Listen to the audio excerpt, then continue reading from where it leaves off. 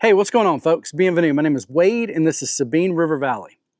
You know, a lot of people buy compact tractors to do basic tasks around their property, like loader work, or using a rotary cutter to cut grass, or even a box blade to maintain their driveway. But soon after, they see other implements out there that they would love to be able to use. But their tractor's hydraulic systems aren't set up for it. You know, a tractor's hydraulics is kind of like its superpower, and that begins with the three-point hitch. The hitch uses hydraulics to lift the arms, to lift heavy implements up in the air. But with the right add-ons, you can open up a whole new world of implements to use. Unfortunately, the OEM add-ons that do the unlocking can be pretty pricey. And for brands and models like Steve P here, a John Deere 3038e, that can often lead the buyer to skipping them altogether. But that's where Summit Hydraulics comes in with their affordable aftermarket solutions. And today we're going to be installing their Power Beyond kit on Steve P to supercharge his capabilities. Now, there are already a few videos out there of this kit being installed on this model, but I'm going to make a few changes to it that I think will make it even better. So I guess let's get to work.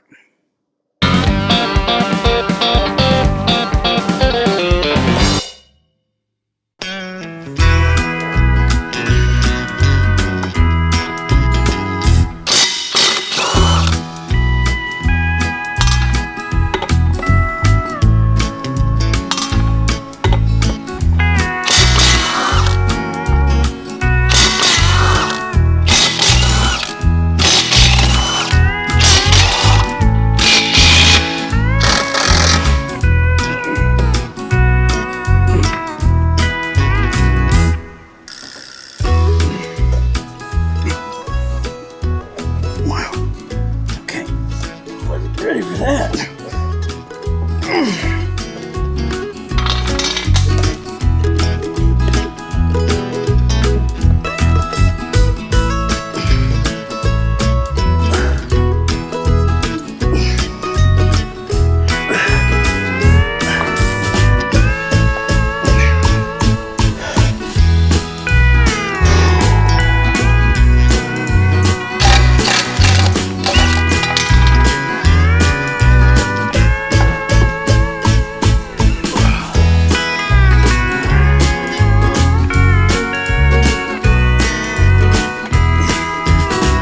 So what is a Power Beyond and why is it important?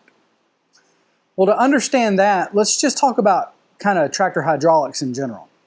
So a tractor today, pretty much your subcompacts, compacts, utility tractors, maybe even larger utility tractors, they share a hydraulic tank with the transmission. So you've got your transmission using the fluid, and you've got the tractor hydraulics. That's why you should always use a transmission hydraulic fluid that is rated for your tractor's specs, right? It's spec'd out for your tractor model.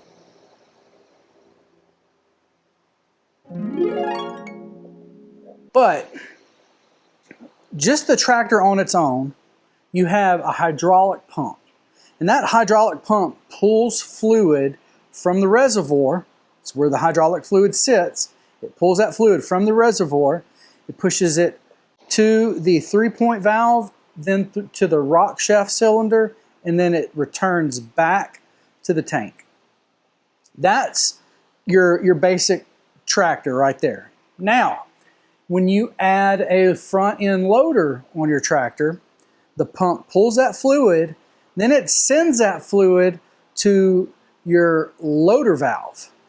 Then it'll come out your loader valve, it'll go to your three-point valve, then it'll go to your rock shaft piston, and then it will return to tank.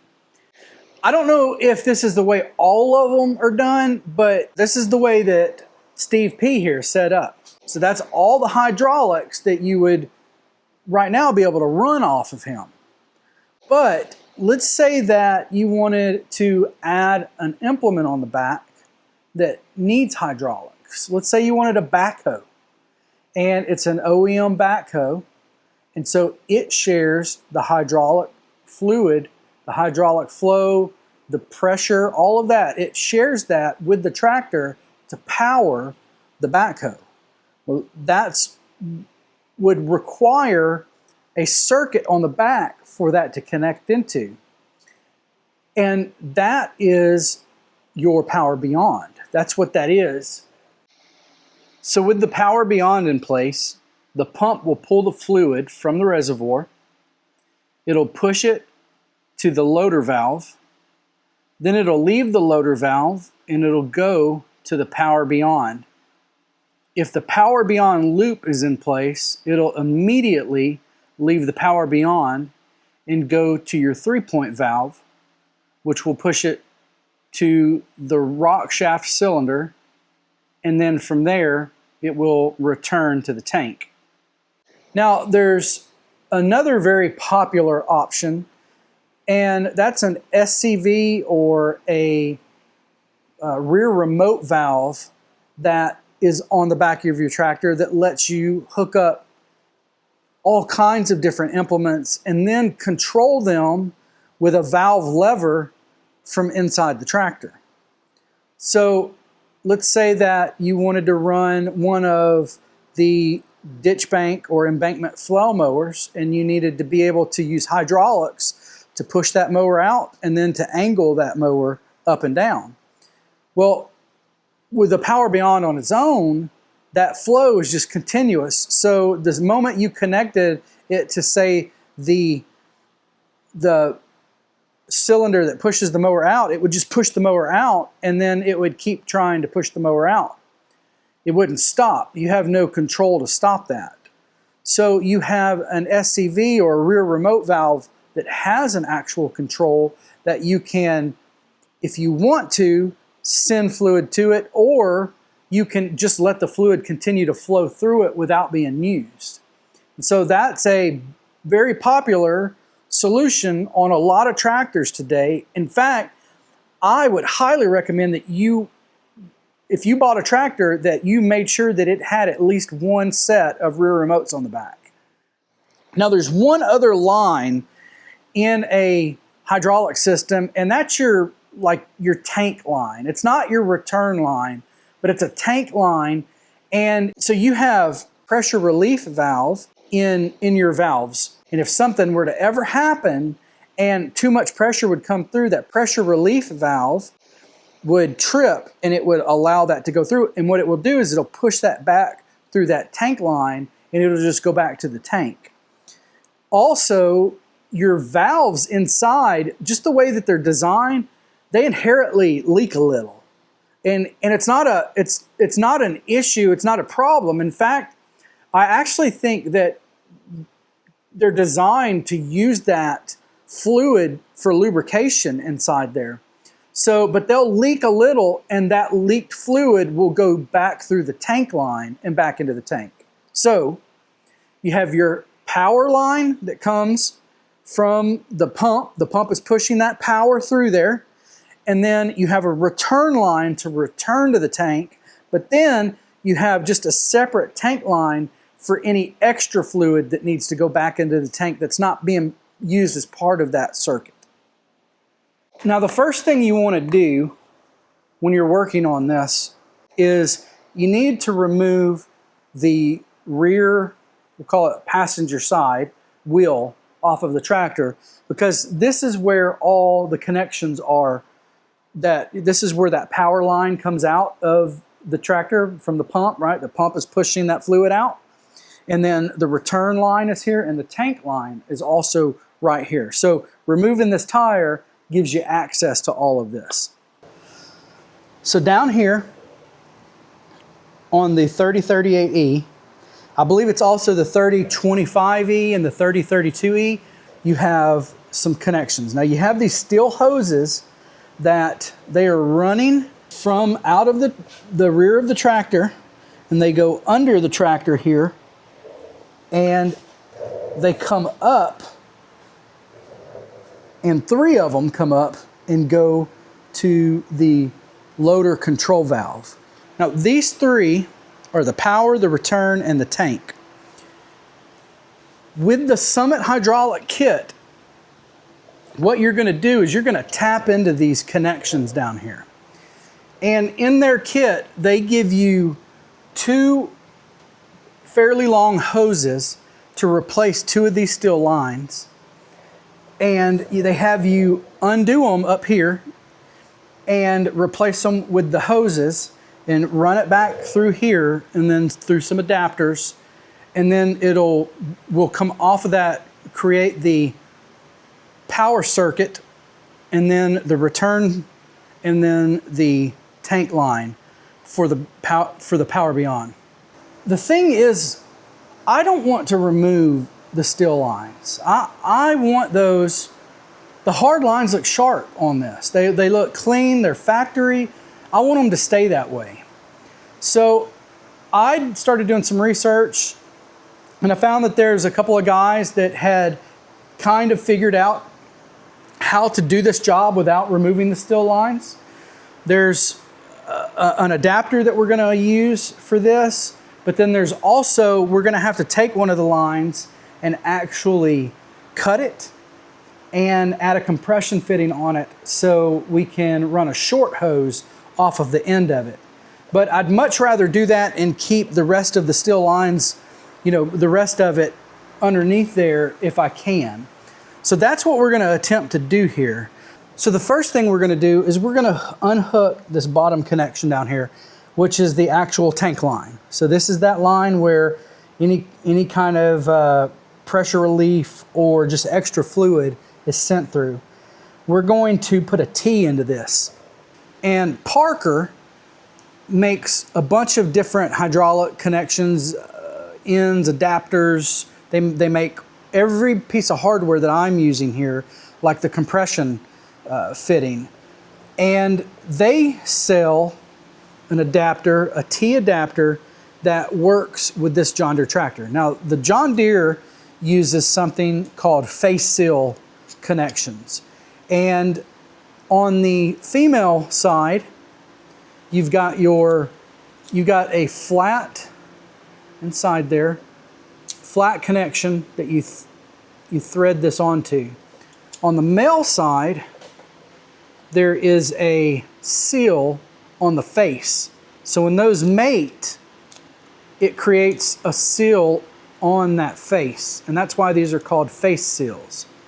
So we're going to put this in, and then we'll take a JIC connection for the other end, and we're going to connect our actual hose that goes back to the power beyond on this.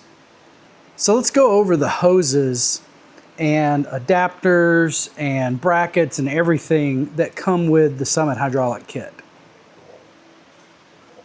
So you're going to get an assortment of little adapters. We have a bracket, and the bracket's going to sit like this with the curved piece up top, and this is actually going to go into the side of the fender. And then you're going to have some JIC fittings, and they're going to go through the bracket. So there's 3 areas for connections for this bracket, and they're going to go through that, and they'll go through, and then there will be a nut that you cinch these up with, tighten them, and then you'll get that good and tight on there. On the top, you've got a female ag bracket. So this will be your power. This is the flow going out of it. It's being pushed out of here. Right underneath it is your return to tank. Now, it's got a cable on the end so that what you can do is, if you're not using this with a set of rear remotes or a backhoe or something like that, you can take this and bend it around here and plug it back in to itself so that you complete that circuit. Because that circuit, no matter what, has to always be complete somehow, whether it's going through an implement back into this or whether it's just, going back immediately coming out and going back in through this. So that is what this one is for. And then on the bottom, you've got your tank line. So if you're using a backhoe, I don't believe that you would use the tank line. I think the tank line only comes into play if you're using a set of rear remotes, because those remotes, they're valves, right? And they also work just like the other valves on the tractor, and they can have pressure. They have a pressure relief inside of them, and they also can have leak by inside of them. And so they need that tank line for that extra fluid to come back into. And the tank line is a male fitting, so you won't get these confused, right? You can't plug that in. This will only go into one of these. So this kind of keeps you from doing that. Again, if you're gonna do this and follow the instructions exactly like Summit sets it up, they've got some long hoses to run underneath the tractor up to the loader valve. So they've got on a label here, so you know exactly which one goes where. I set this whole thing up and followed it, and before I started filming, just so I'd be comfortable with this, and everything just matches. It's real easy to put it in the right place and not get it messed up. So they did a really good job by labeling all this and having everything available for you ready to go. So we're kind of at the point where it's go time, and we're ready to get this thing installed.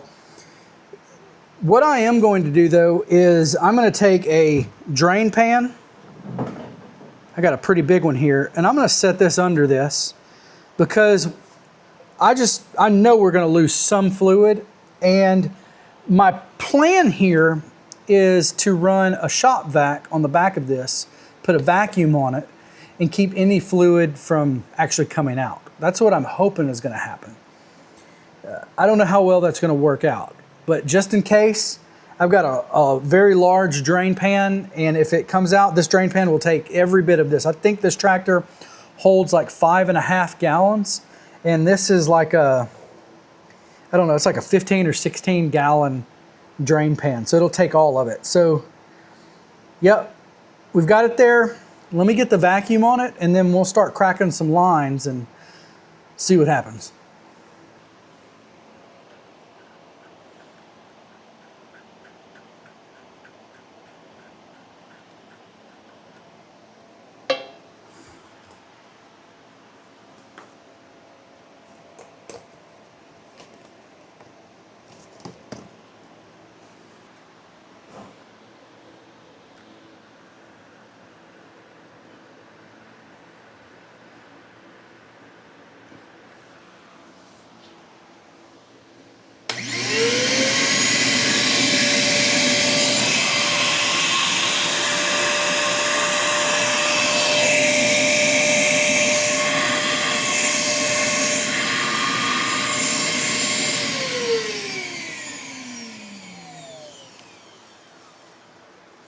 Okay, it looks like it's putting a vacuum on it, so let's crack one of these lines and see what it does.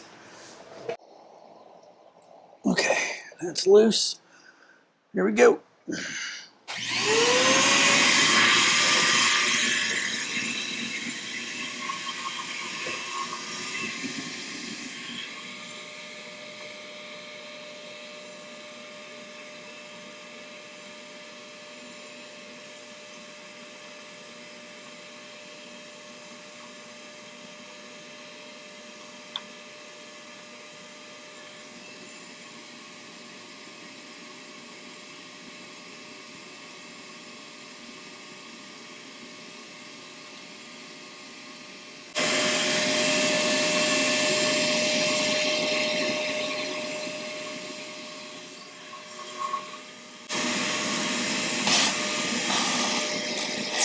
Oh yeah, you got a good little vacuum going in there. I think you actually need to loosen these brackets first.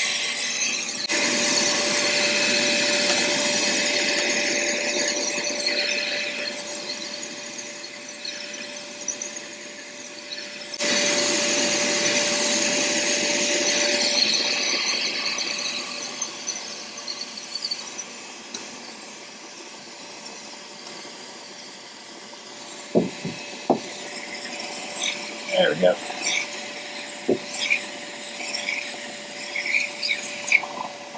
All right. So we're going to take a little oil on that.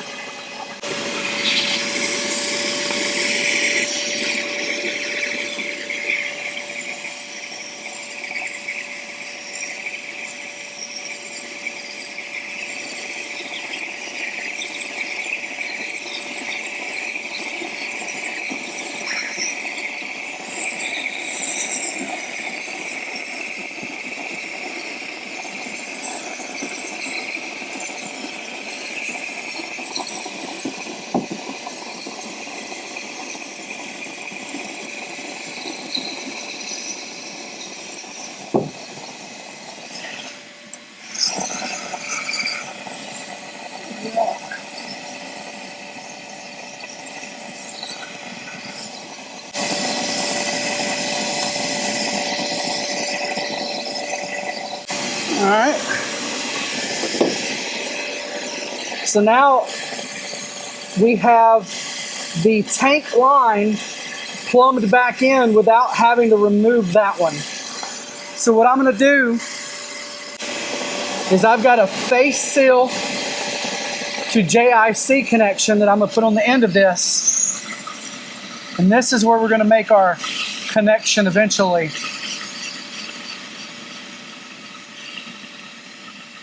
From the bracket in the back.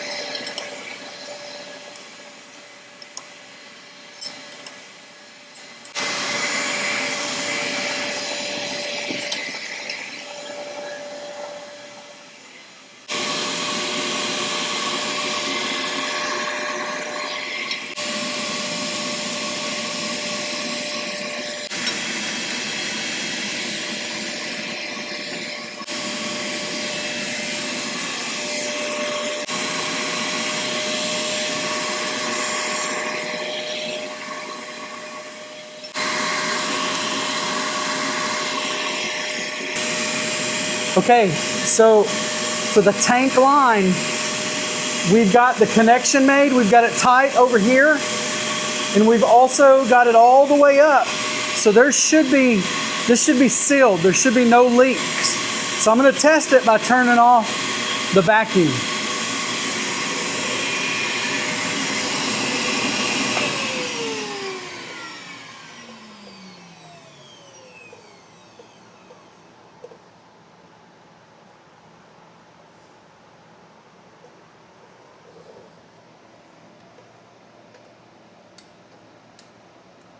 There's a lot jam nut in there that I need to tighten, but everything looks good right now.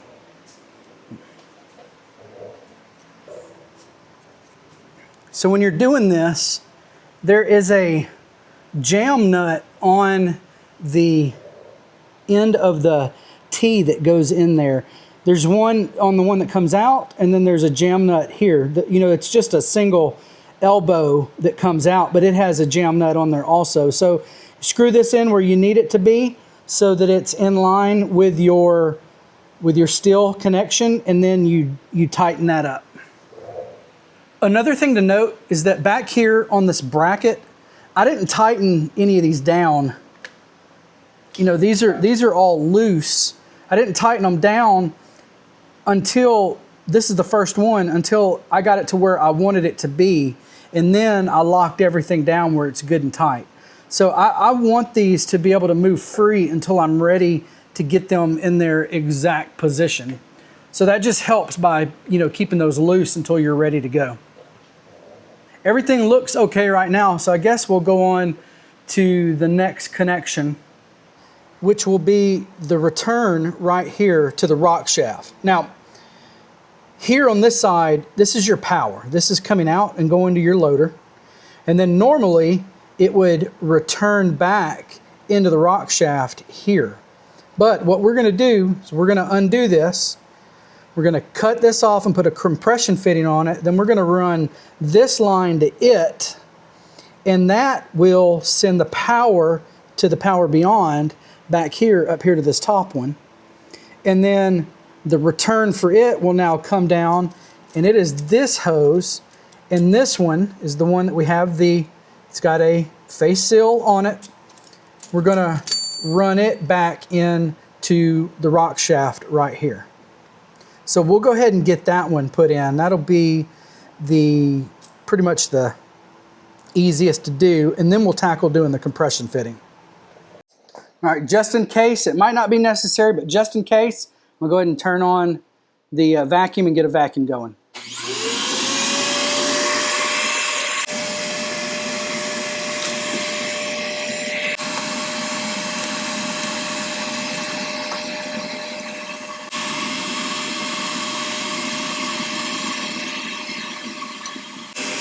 A little bit of fluid came out, but not much.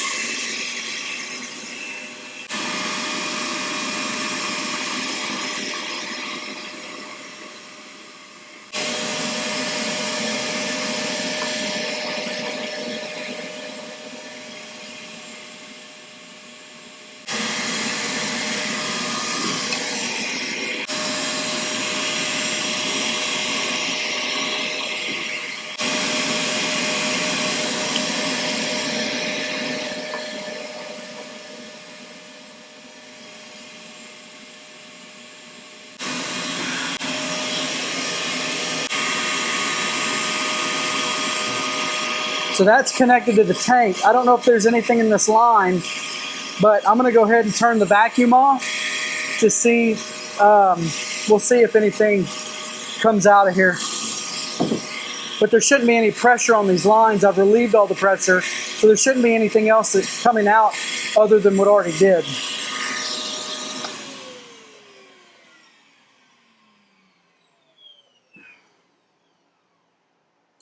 All right. We're good right now. So we've got the tank line hooked in, and we've got the return line hooked in. Now all we need to do is cut this and add our compression fitting on it, and then this will be a continuation of the power that comes back, and it'll actually be the power on the power beyond. So I've never cut tubing before, but what I did is we measured this, and it was just a hair over ½ inch, and we believe that's because of the paint that's on it. So we went with a ½ inch fitting on this, and we're about to find out if that's right or not.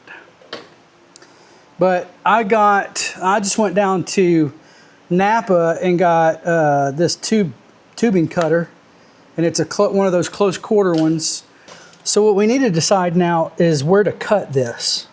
So this is our line back here, and I can manipulate it a little, so I can come. This is as far as I can come. But I can go all the way up right before that bend. I think that's might be what I do, is just do it right before the bend, and then make that fit. I think that's how I'm going to do this. Somewhere right in there.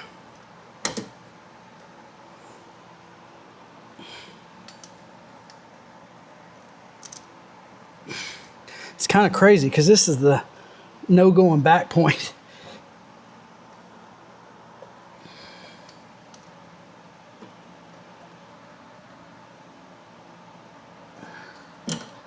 So 2 times around.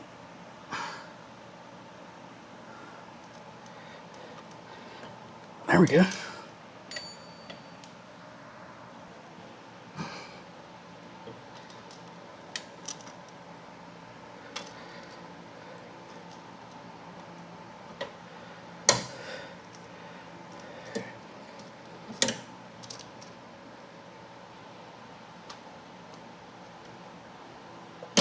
Hey, look at that.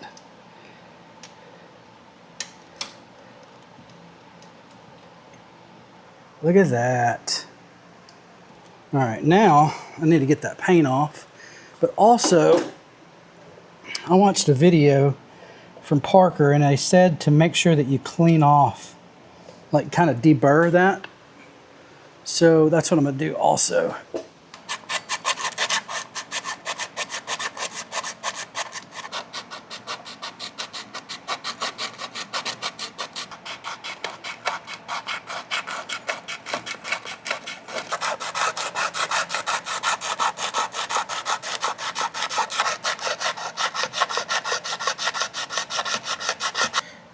All right, so to put this on, you have the tubing go all the way up in until it butts up against the top and it can't go anymore. That's why you want to make sure that you clean the edge off of this so that it's flat and it has a flat, it can mate, right? That flange that it's gonna make is gonna be flat there. Then you tighten this until it becomes hand tight. So finger tight. So right now, I can't tighten that anymore. Now, since this is a 1/2 inch, this depends on which size you're using, but since this is a 1/2 inch, we want to rotate this 1 full turn and then another 1/4 turn, and that's it. You don't tighten this until you can't tighten it anymore. You have to do it specifically for what this says to use. And so for this one, it is a full turn and then a 1/4 turn. So what I'm gonna do is I'm gonna mark this so I know where I'm at. So I'm gonna take a Sharpie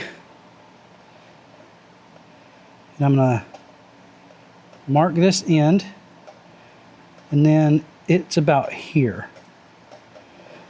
So I know that I want it to come all the way back around, and then I'm going to want it to come about right there.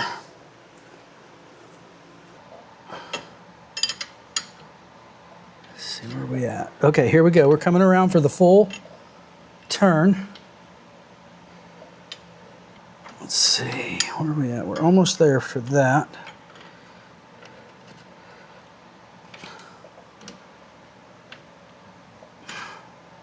Okay, so now we have the full turn. So now I need to go to my second mark.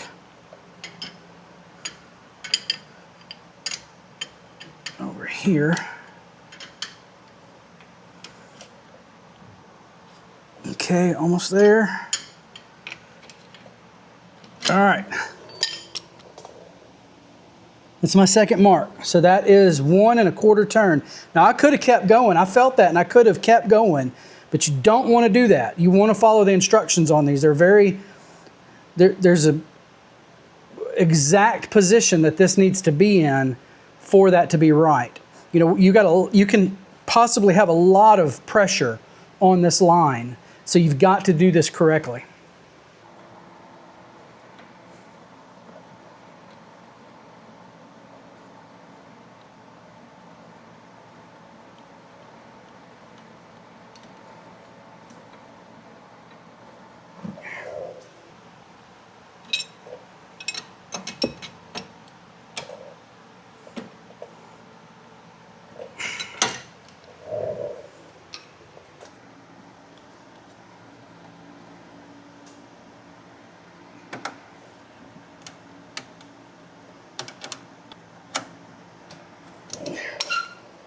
All right, it's all buttoned up.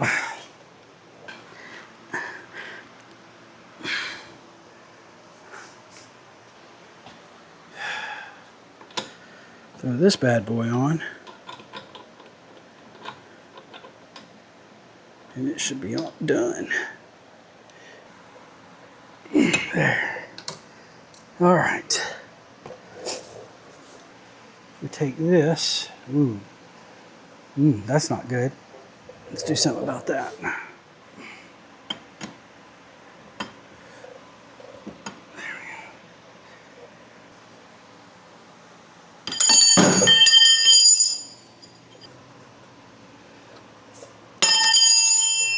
goodness. There. Now we're out of the way of stuff. All right, we've got all our connections made. We've got our, let's see, power is coming up. That's on our compression fitting. It's coming up, going to here, and then it's looping back around and coming down to this, to the return here. And then we've got our tank line. So we've got all that there. The only thing left to do is turn the tractor on and see if we have any leaks. So let's do that. I'm gonna keep you right here and you holler at me if you see anything coming out, all right?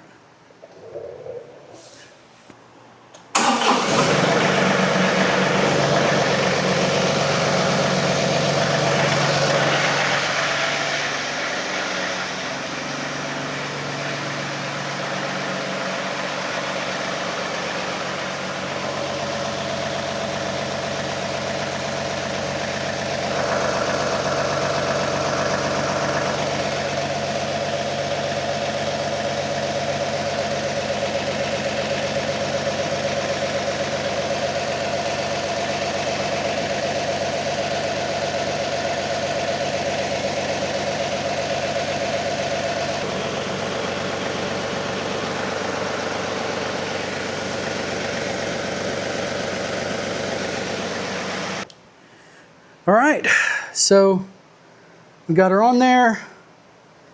No leaky. I stole that. No leaks.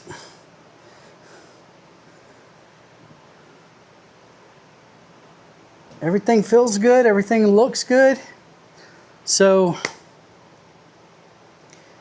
I think we now have a John Deere 3038e with a Power Beyond kit on it. So now that we've got it all done and buttoned up, let's take a look at what the hardware looks like on the tractor. So right here in the back, you can see that we have the bracket, and then we've got 3 connections. We have the top one, which is the power, the one underneath it is the return, and then the one underneath that is the tank line. You can see how we've got our 90s on the back here and the hoses going out. I could probably straighten these up just a little. I had them straight, but when I was tightening them down, you know, it just kind of moves a little bit on you. But I do still have access to the fill port for the hydraulic fluid, so that's good. One thing I'm not 100% sure of is the way that this loops back. I mean, it's really close to this tire, and I had to angle this 90 down in to actually keep this. It was rubbing on the tire, so I had to angle that down, but then it gets it really close to the tank line coupler. I had it flipped around the other way, and then the rock shaft arms were kind of all over it. So I don't know how I feel about that. I kind of wish it just, I don't know, came straight out and in. I don't know if you could do anything different than this. Here's the deal though. I'm not gonna have this plugged in for very long, right? Because the next time we're gonna be installing a, rear remotes on this. And so that's what's gonna be plugged into that. So it won't be looped in like this. It'll have an actual connection going to the rear remote. So we'll have to see what that looks like when we get done there. But for now, it is off the tire. It's not on it, it's just close to it. And hey, maybe that is what it is, and that wouldn't be a problem at all anyway. So, but everything looks good back here. The bracket is good and secure on there. So, as just the way it sits now, I'm really happy with this. Everything was real simple. This was a great job, an easy job. I haven't had any leaks, and I did my own little thing with it, right? With that compression fitting and stuff. Let's see, it was sitting out here overnight, and there are absolutely no leaks on the ground anywhere. I've got a lot of dirt, but no fluid leaks. That's all dirt there. So we we should be good there. I hope we are. Maybe we'll, you know, in a couple days we might see something. I don't know. But right now everything looks good. Got to keep the factory hard lines on it, which I really wanted to do. I'm really glad that we were able to do that. So, hey, great piece of kit, right? A great upgrade for this tractor. I'm super excited about that. If you'd like to do this for your tractor, if you've got a 3038e or you've got any tractor that you're wanting to do something like this with, we have a code from Summit. It's SRV5. It'll save you 5%.